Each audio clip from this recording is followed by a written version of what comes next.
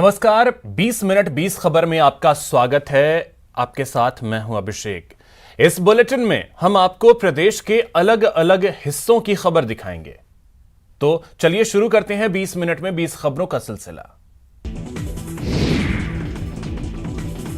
शूरवीर महाराणा प्रताप और अकबर के बीच युद्ध को सत्ता का संघर्ष बताने के बाद कांग्रेस प्रदेश अध्यक्ष गोविंद सिंह डोटासरा चौतरफा घिर गए हैं।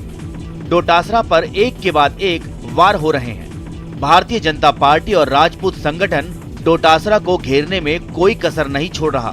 कांग्रेस भी अपने नेता के बयान का भरपूर बचाव कर रही है। इस बार खाद्य एवं नागरिक आपूर्ति मंत्री प्रताप सिंह खाचरियावास ने बीजेपी पर पलटवार करते हुए कहा है कि प्रदेश बीजेपी अंदरूनी कलह को छुपाने के लिए घटिया राजनीति पर उतर आई है। इसके साथ ही खाचरियावास ने कहा कि सभी राजनीतिक दलों को महापुरुषों के नाम और उनके इतिहास पर राजनीति करने से बचना चाहिए।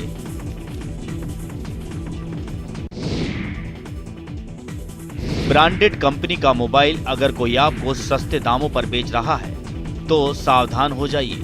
जयपुर पुलिस ने एक ऐसे गिरोह का पर्दाफाश किया है जो नामी कंपनियों के लेबल लगे हूबहू वैसे ही दिखने वाले नकली मोबाइल बेच रहे थे। पुलिस ने 2 महिलाओं समेत इस गिरोह के 7 सदस्यों को गिरफ्तार किया है। इनके कब्जे से पुलिस ने 93 मोबाइल जब्त किए हैं। जी हां, तस्वीरों में नजर आ रहे ये वो शातिर हैं जिनकी गिरफ्तारी पुलिस के लिए सिरदर्द बनी हुई थी। मिली जानकारी के मुताबिक दिल्ली और मध्य प्रदेश के रहने वाले ये शातिर देश के अलग अलग शहरों में जाते हैं और पैसों की जरूरत बताकर राहगीरों को फंसाते हैं। उनको अपना ब्रांडेड कंपनी का मोबाइल फोन करीब 1.5-2 महीने पुराना बताकर महज 5 से 6 हजार रुपए में बेच देते हैं। ये गिरोह अपने साथ मोबाइल का बिल भी रखता है जो नकली होता है। इस बिल पर मोबाइल का IMEI नंबर लिखा होता है। ये बिल भी उसी शहर में किसी दुकान के नाम से छपा होता है। नकली मोबाइल फोन को असली समझकर लोग खरीद लेते हैं। उन्हें जब तक फोन के नकली होने का पता चलता है तब तक गैंग के सदस्य वहां से भाग निकलते हैं। किसी भी परिस्थिति में मौके पर पहुंचकर शांति बहाल करने वाली पुलिस खुद इन दिनों शांति की तलाश में है। थाने के सभी जवान और IO आहुतियां डाल रहे हैं। दरअसल जोधपुर शहर विधानसभा इलाके के रातानाड़ा थाने में पिछले लंबे समय से सब कुछ ठीक नहीं चल रहा। एक के बाद एक 3 थानाधिकारी थाने से हटा दिए गए। एक थानाधिकारी ACB में ट्रैप में फंस गए तो दूसरे ने एनकाउंटर कर दिया। इसके बाद हाल ही में तीसरे थानाधिकारी आए तो CM के कार्यक्रम में हंगामा हो गया। एक एक कर हुई कार्रवाई के बाद इस तरह इन तीनों थानाधिकारियों को थाने से हटा दिया गया। उसके बाद चौथे थानाधिकारी की एंट्री होती है और चौथे थानाधिकारी ने कार्यभार ग्रहण करने के बाद थाने में यज्ञ करवा दिया। एक के बाद एक जवान, महिला कांस्टेबल और सभी ने यज्ञ में आहुतियां देकर थाने में शांति की कामना की। अब इसे धार्मिक आस्था कहें या नेगेटिव एनर्जी का डर, पुलिस खुद भगवान की शरण में है। दौसा जिले की स्पेशल टीम और कोतवाली पुलिस ने संयुक्त कार्रवाई करते हुए मादक पदार्थ की तस्करी करने वाले अंतर्राष्ट्रीय तस्कर को गिरफ्तार करने का दावा किया है।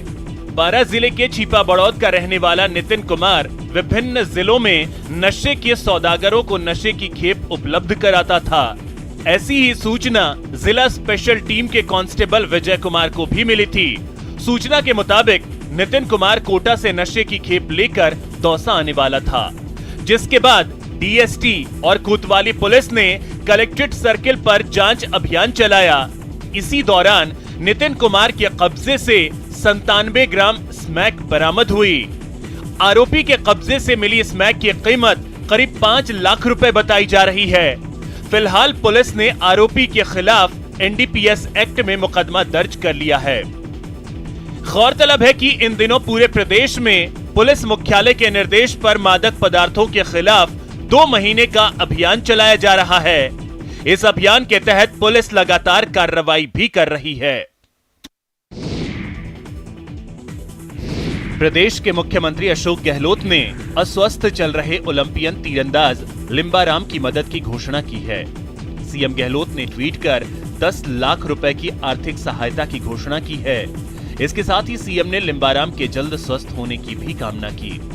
सीएम गहलोत ने दिल्ली में राजस्थान की प्रिंसिपल रेजिडेंट कमिश्नर को लिम्बाराम से संपर्क में रहकर उनकी हर संभव सहायता करने के निर्देश दिए। आपको बताते चले कि उदयपुर जिले के झाडोल तहसील के एक छोटे से सरादित गांव में जन्मे लिम्बाराम भारत के पहले तीरंदाज हैं, जिन्होंने विश्व स्तर पर तीरंदाजी के क्षेत्र में सफलता प्राप्त की।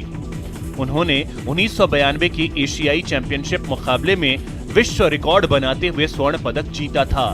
वर्ष 1992 के बार्सिलोना ओलंपिक में लिम्बाराम मात्र 1 अंक से पदक पाने से चूक गए थे। उन्हें 1991 में भारत के प्रतिष्ठित अर्जुन अवार्ड से सम्मानित किया गया था। देश का नाम कई बार रोशन करने वाले तीरंदाज अर्जुन अवार्डी पद्मश्री लिम्बाराम इन दिनों गंभीर बीमारियों से जूझ रहे हैं।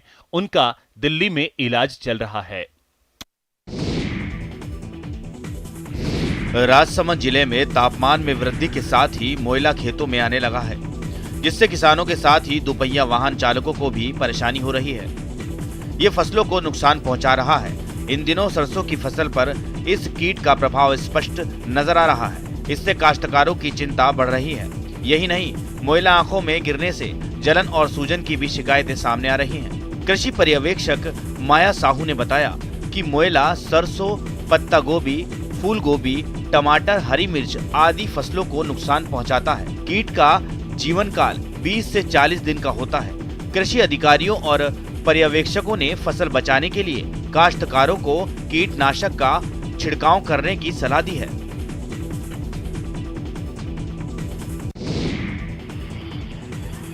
अगर आप ट्रैफिक नियमों को हल्के में लेते हैं तो सावधान हो जाइए, क्योंकि जोधपुर की ट्रैफिक पुलिस अब आपको बख्शने के मूड में नहीं है। जी हां, जोधपुर कमिश्नरेट की ट्रैफिक पुलिस एक्शन मोड में है। कमिश्नरेट से एमवी एक्ट के नियमों की अवहेलना करने वाले वाहन चालकों के खिलाफ सख्त कार्रवाई के निर्देश दिए गए हैं। और हां, यदि आप बगैर ISI मार्क का हेलमेट पहने हैं तो भी आप पुलिस की नजरों से बच नहीं पाएंगे। इसके अलावा काले शीशे वाले वाहन, मॉडिफाई और मनमर्जी के बम्पर लगे वाहनों पर भी पुलिस कार्रवाई कर रही है। पुलिस ने एक दिन में 350 से ज्यादा चालान काटे हैं और 70 से ज्यादा वाहनों को जब्त किया है। व्हीकल्स काले शीशे यूज कर रहा है, ब्लैक फिल्म, उनके विरुद्ध, प्लस जो व्हीकल्स के आगे इलीगल बम्पर लगे हुए हैं लोहे के आगे और पीछे की तरफ, ये व्हीकल्स जो है जनरली किसी भी अपराध में प्रयुक्त हो सकते हैं। पहले भी कुछ घटना हुई है जिसमें इस तरह के व्हीकल क्रिमिनल्स काम में लेते हैं, तो इनको अपना टारगेट किया और ये अभियान लगातार चल रहा है। जोधपुर शहर के जयनारायण व्यास टाउन हॉल में 3 दिवसीय लोकानुरंजन मेले का शुभारंभ हुआ। देश के विभिन्न राज्यों से आए कलाकारों के साथ ही यहाँ लोक कला और संस्कृति का अद्भुत नजारा दिख रहा था। शुभारंभ पर कलाकारों ने अपने अपने संगीत कलाओं का भी प्रदर्शन किया।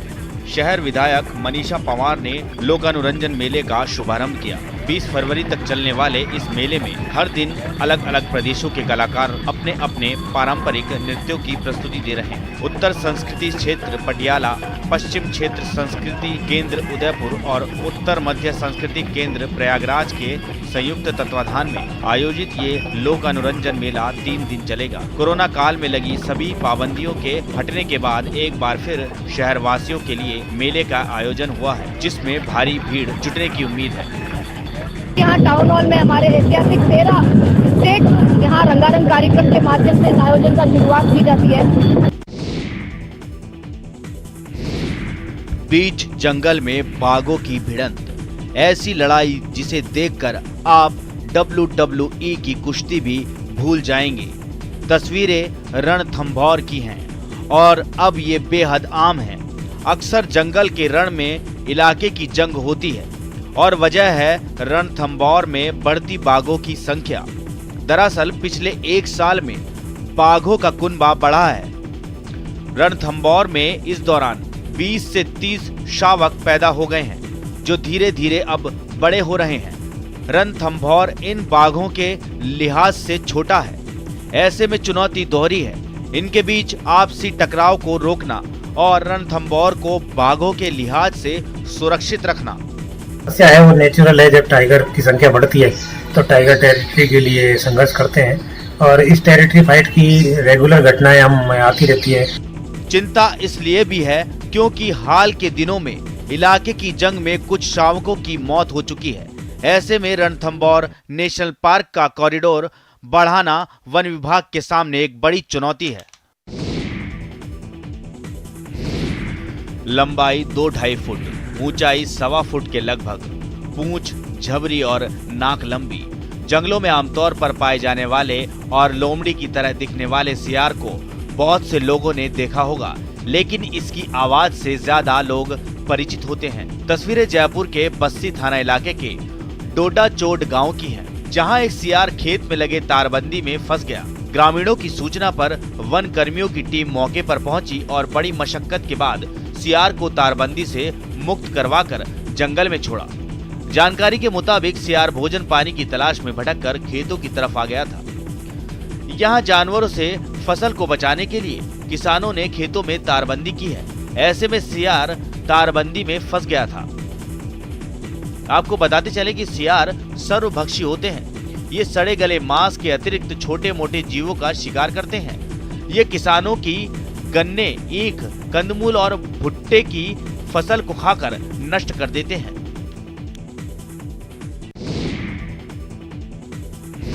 ऊंटों पर बारात राजस्थान के लिए नई तस्वीरें नई नहीं हैं। एक जमाना था जब राजस्थान में शादी विवाह में बारात ऊंटों पर जाया करती थी। बाड़मेर में एक बार फिर पुरानी परंपरा देखने को मिली है। शहर में एक बारात गाजे बाजे के साथ शाही अंदाज में ऊंटों पर निकली तो हर कोई देखता रह गया। बाड़मेर शहर निवासी मंगलेश राजपुरोहित नाम के युवक की बारात राजस्थानी अंदाज में ऊंटों पर निकली। दरअसल मंगलेश के दादा की बारात बरसों पहले ऊंटों पर गई थी। दादा का सपना था कि उनका पोता आधुनिक युग में भी परंपरागत तरीके से ऊंटों पर ही बारात लेकर दुल्हन लेने जाए। ऐसे में दादा के सपने को पूरा करने के लिए मंगलेश के पिता दलपत सिंह ने जैसलमेर से 21 ऊंट मंगवाए। इसके बाद गाजे बाजे के साथ बारात बिल्कुल शाही अंदाज में महाबार गांव गई। शादी को यादगार बनाने के लिए लोग कई अनूठे कदम उठाते हैं। दूल्हे का हेलीकॉप्टर में बैठकर शादी करने जाने के मामलों के बीच राजस्थान में ये अनूठी बारात निकली जो देश भर में सुर्खियों में है।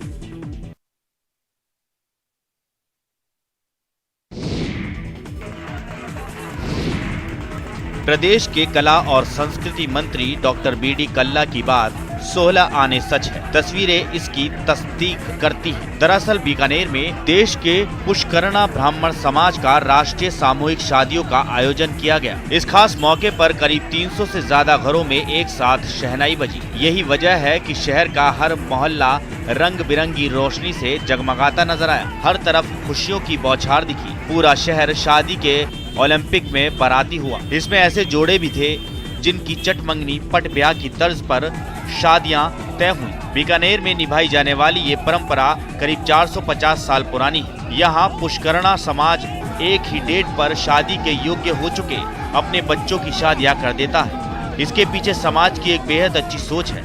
सभी घरों में शादी होगी तो किसी एक घर में ज्यादा मेहमान नहीं पहुँचेंगे, कम बाराती पहुँचेंगे तो बेटी के बाप पर ज्यादा खर्च नहीं आएगा। एक ही दिन में इतनी शादियां होती हैं कि पूरा शहर बाराती नजर आता है। शादी के इतने मंडप सजते हैं कि पंडित भी नहीं मिल पाते। एक एक पंडित 5 से 10 शादियां कराते हैं। पाली जिले के कोट बालियान और बिलिया गांव में पुलिस पहरे में दुल्हा दुल्हन की बिंदौरी निकाली गई। कोट बालियान में दुल्हन की पैदल बिंदौरी निकाली गई। इसमें 5 थाना इलाकों की पुलिस तैनात रही। वहीं बिलिया गांव में पुलिस की मौजूदगी में दुल्हे की बिंदौरी निकाली गई। संवाददाता से मिली जानकारी के मुताबिक कोट बालियान में होने वाली शादी के लिए पुलिस तैनात थी। हालांकि इस गांव में पहले भी हर वर्ग की बिंदौरी धूमधाम से निकलती रही है, मगर दुल्हन के पिता की गांव में ही रहने वाले कुछ लोगों के साथ मुकदमेबाजी चल रही है। ऐसे में विवाद होने की आशंका की शिकायत करने पर पुलिस जाब्ता तैनात किया गया। जानकारी के अनुसार कालूराम गर्ग की बेटी मोनिका की 18 फरवरी को शादी थी। कालूराम ने कुछ दिन पहले ही डीजीपी, कलेक्टर और एसपी को पत्र लिखकर सुरक्षा की गुहार लगाई थी, जिसके बाद एएसपी ब्रजेश सोनी ने मौका मुआयना किया और खिवाड़ा, बाली, रानी सादड़ी और फालना क्षेत्रों की पुलिस तैनात की। शादी के दौरान भी पुलिस चप्पे चप्पे पर मौजूद रही। बारात सिरोही से आई थी, जिसको लेकर पुलिस दल गांव में ही पहले ही तैनात किया गया था। शादी के बाद पुलिस दल गांव से रवाना हो गया। तड़पता रहा युवक, तमाशबीन बने रहे लोग। तभी एक शख्स मसीहा बनकर आया और युवक की जान बच गई। मामला सरहदी बाड़मेर जिले का है। नागरदा गांव में बाइक स्लिप होने से एक युवक गंभीर रूप से घायल हो गया। करीब आधे घंटे तक वो दर्द से तड़पता रहा। पास ही ढाणी से एक महिला और 2-3 लोगों ने आकर घायल की सुध ली और अस्पताल पहुंचाने के लिए गाड़ियों को रुकवाने में जुटे, लेकिन ये क्या, किसी ने गाड़ी रोकने की जहमत नहीं उठाई। तभी वहां से गुजर रहे शिव प्रधान प्रतिनिधि चंद्र प्रकाश जानी और उसके दोस्तों ने मानवता दिखाई। उन लोगों ने घायल को अपनी गाड़ी से जिला अस्पताल में भर्ती करवाया, जहां घायल का इलाज चल रहा है। शिवगंगा के प्रधान प्रतिनिधि चंद्र प्रकाश जानी ने बताया कि वो दोस्तों के साथ नागरदा गांव से पोशाल शादी में जा रहा था। तभी एक बाइक गिरी हुई थी और पास में एक महिला गाड़ियां रुकवाने का प्रयास कर रही थी। गाड़ी रोककर देखा तो युवक गंभीर रूप से घायल था। युवक को गाड़ी में डालकर जिला अस्पताल भर्ती करवाया है। युवक नागरदा का रहने वाला है। युवक नागरदा का रहने वाला है, जिसका नाम चंद्र प्रकाश है। अब उसकी तबीयत ठीक है। समाज से खत्म हो दहेज का जीवाणु, इसलिए एक डॉक्टर ने की बिना दहेज की शादी। मामला माउंट आबू का है। भरोसा नहीं हो रहा ना, हो भी कैसे। जिस समाज में ज्यादातर लोग दहेज को जन्म सिद्ध अधिकार समझते हों, बात बात पर वर पक्ष के लोग लड़का वाला होने का एहसास कराते हों, वहाँ ऐसी बातें कहाँ देखने सुनने को मिलती हैं। लेकिन माउंट आबू में दहेज मुक्त शादी का सपना साकार हुआ। शिशु रोग विशेषज्ञ डॉक्टर विजय मेड ने दहेज मुक्त शादी कर समाज के लिए मिसाल कायम की। विजय मेड जिला पाली के सुमेरपुर के रहने वाले हैं।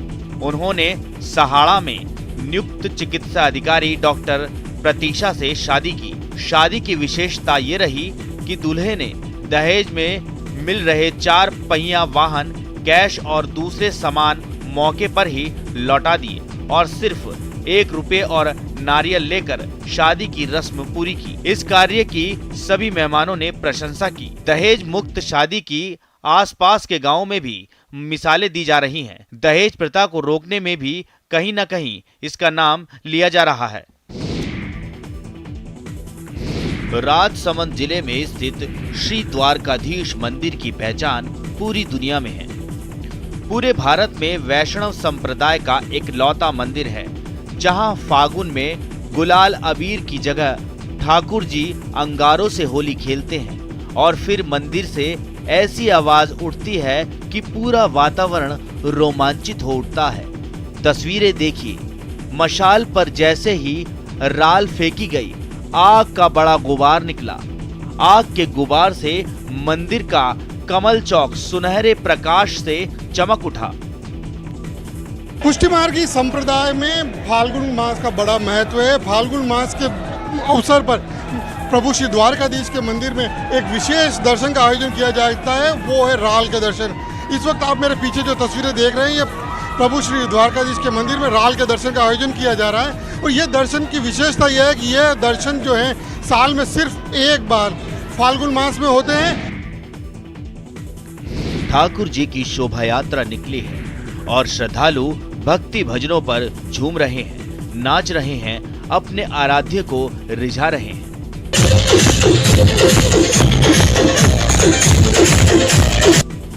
तस्वीरें राजसमंद जिला मुख्यालय की हैं। कड़ेचो का गुड़ा गांव में ठाकुर जी की शोभा यात्रा निकली। पिपलांत्री कला से 4 भुजा मंदिर से ठाकुर जी की शोभा यात्रा रवाना हुई। ठाकुर जी के स्वागत में ग्रामीण पलक पावड़े बिछाए खड़े थे। शोभा यात्रा में गुलाल अबीर से सराबोर भक्त डीजे पर बज रहे भक्ति भजनों पर थिरकते हुए चल रहे थे। बीच बीच में भगवान 4 भुजाजी के जयकारों से माहौल गूंज रहा था। पिपलांत्री कला से रवाना हुई शोभा यात्रा पटवार भवन बड़ी स्कूल होते हुए कणेचों का गुणा पहुंची। ठाकुर जी के भजनों पर महिलाएं भी खूब थिरकी। इस दौरान पंडित देवी लाल वैष्णव समेत बड़ी संख्या में ग्रामीण मौजूद थे। चित्तौड़गढ़ जिला सीमेंट, मार्बल और खनन के साथ साथ ऐतिहासिक दुर्ग के कारण विश्व मानचित्र पर जाना जाता है, लेकिन यहाँ आने वाले पर्यटक इस क्षेत्र में ठहराव नहीं कर पाते। ऐसे में बस्सी अभयारण्य क्षेत्र में नौकायन की नई शुरुआत की गई, जिससे पर्यटक जिले में ठहर सके। बस्सी सेंचुरी डैम 770 हेक्टेयर क्षेत्र में फैला है। यहाँ पर्यटकों को क्रोकोडाइल पॉइंट के साथ दूसरे वन्य जीवों की भी साइटिंग होती है। पर्यटन को बढ़ावा देने के लिए नौकायन की शुरुआत के नतीजे भी मिल रहे हैं। जो बस्ती हमारी सेंचुरी है, वहाँ पे हमने अभी बोटिंग की शुरुआत की है और बोटिंग की शुरुआत होने से एक तो जो एक नया पर्यटक स्थल के रूप में इसको एक इको टूरिज्म साइट के रूप में इसको विकसित किया जाएगा। बस्ती अभयारण्य क्षेत्र में पहुंचने वाले पर्यटक बोटिंग का आनंद ले रहे हैं और जलीय जीव जंतुओं के सीधी साइटिंग होने का उनको लाभ मिल रहा है। ऐसे में आने वाले समय में इस बात की पूरी संभावना है कि इस बोटिंग के जरिए पर्यटन को बेहतर बढ़ावा मिलेगा और जिला प्रशासन इस दिशा में और लगातार प्रयास करने की बात कह रहा है, जिससे कि नए पर्यटन स्थलों का विकास किया जाएगा और पर्यटन उद्योग को पंख लग पाएंगे। कला, संस्कृति, वैभव और जालौर की वीर गाथा को दुनिया के सामने रखने और पर्यटन को बढ़ावा देने को लेकर आयोजित 3 दिवसीय जालौर महोत्सव कार्यक्रम धूमधाम से आयोजित हुआ। इस दौरान रन फॉर जालौर का नेतृत्व प्रमिला कंवर ने किया। आपको बता दें, जालौर की बेटी ने दिल्ली के राजपथ पर 26 जनवरी गणतंत्र दिवस पर ऑल इंडिया एनसीसी की ओर से परेड का नेतृत्व किया था। जालौर का गौरव है वो आपने राजपथ पर दिखाया, कैसा महसूस कर रही है? बहुत अच्छा लग रहा है। जो राजपथ की जर्नी थी बहुत अच्छी थी। यूजुअली हमने स्टार्टिंग स्टेज पे नहीं सोचा था कि मैं राजपथ तक चलूंगी, फिर राजपथ पे कमांड करूंगी करके। आपको बताते चले, प्रमिला ने विश्व प्रसिद्ध मैसूर दशहरा में भारतीय स्काउट गाइड की जिम्मेदारी निभाते हुए कमांडिंग की और टॉर्च परेड में पूर्व मुख्यमंत्री बीएस येदियुरप्पा और पूर्व राज्यपाल वजुभाई वाला को भी सलामी दे चुकी हैं। पानी भरता था पूरे सेवर का, तो स्टाफ ने उस समय लगभग 1.25 लाख रुपया लगभग कलेक्ट किया और उससे इसमें ग्राउंड में मिट्टी वगैरह डलवाना, गेट ऊपर करना, करीब 3-4 फीट हमने स्कूल को ऊपर उठाया। इसके आगे की कहानी तस्वीरें बयां कर रही हैं। मैं अकेला ही चला था जानिबे मंजिल, मगर लोग साथ आते गए और कारवां बनता गया। भरतपुर के सीवर स्थित महात्मा गांधी गवर्नमेंट स्कूल के स्टाफ ने भी ऐसा ही किया। उन सब ने नौनिहालों का भविष्य संवारने के लिए अपनी तनख्वाह से विद्यालय की दशा सुधारी। उनके समर्पण को देखकर भामाशाह आगे आए।